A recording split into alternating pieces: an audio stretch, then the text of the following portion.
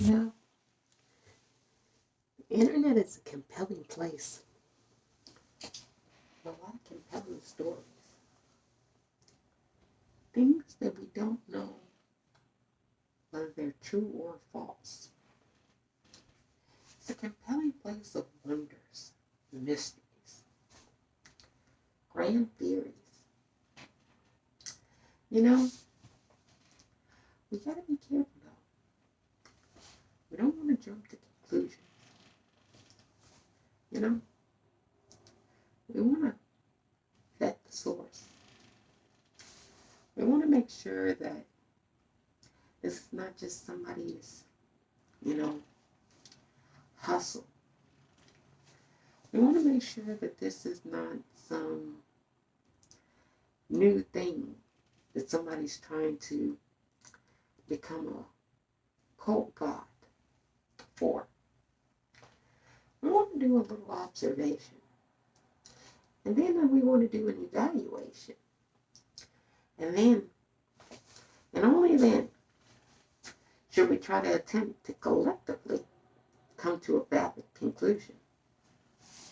You know, without doing all of these things, we make ourselves sound a little bit outlandish. We make ourselves sound a little bit paranoid.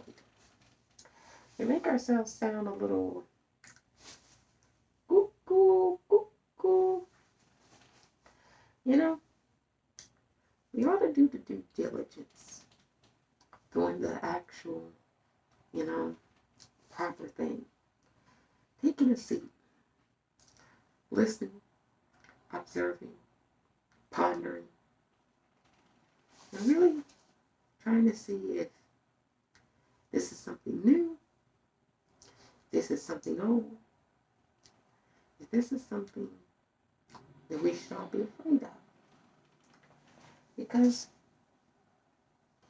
anybody can rile you up by pointing a finger and saying, look over there. Look at those people. They're a little odd. They never did really blend in too well. They have these weird thoughts. You know, maybe they're the ones. I don't know. We've never actually seen them do anything. They've been nice. But now all of a sudden, we're being told that they're not like us. Interesting. You know, maybe there's problems on Maple Avenue that nobody really wants to talk about. Maybe there's problems on Maplewood Avenue. Yeah, that's where we are. Maplewood Avenue. Maybe there's problems on Maplewood Avenue that nobody really wants to address. You know? Maybe there's been problems for a long period of time on Maplewood Avenue. People haven't just wanted to sit down, have a general conversation, discuss the matter, you know, in a civil way. That's how you solve problems. That's how you avoid problems. That's how you resolve problems. You have a discussion. You sit down, and everybody has their say-so. But if one side says, well, there's problems on Maplewood Avenue, and it's because of those people, and I'm going to bring all of my toys to make sure that if things go sideways, I have the advantage in the discussion. Well, by that mantra, by that notion, by that thought, you're already going into this with a sort of kind of preconceived notion. And you come in with a bit of an advantage. Now, see, if you're going to have a discussion, you have to be willing to come in defenseless. Everybody does.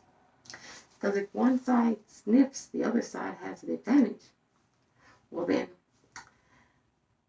who do you think is going to be paranoid? The side with the advantage, the side without? You know, there's problems on Maplewood Avenue. There's real problems on Maplewood Avenue. But they're not the problems that everybody thinks they are. You know, everybody's assuming the worst about everybody. Everybody's assuming that everybody is this and everybody's that. But they really don't know. And you know what they used to say about assumptions? Makes an ass out of you and me. Stop assuming things. You haven't had a discussion yet. And you can't assume things without having the discussion. You're just using biases. Biases that are based on the thing that you say is not true, or that you say is distorted. But you have the biases in your brain. And whether you believe the distortion or not, you can't say that the bias has not been implanted. So, in order to have a real discussion, you don't have to come defenseless. Everybody is. And it can be moderated. It should be moderated by neutral people. Or people that have a clear bias, but at least disclose it. You know, we can have civil discourse again. It was called civil discourse for a reason. There's problems on Maplewood Avenue. And if anybody really wants to address the problems on Maplewood Avenue, come see your dear old friend, the Purple People's out. I'm good at being a good arbitrator.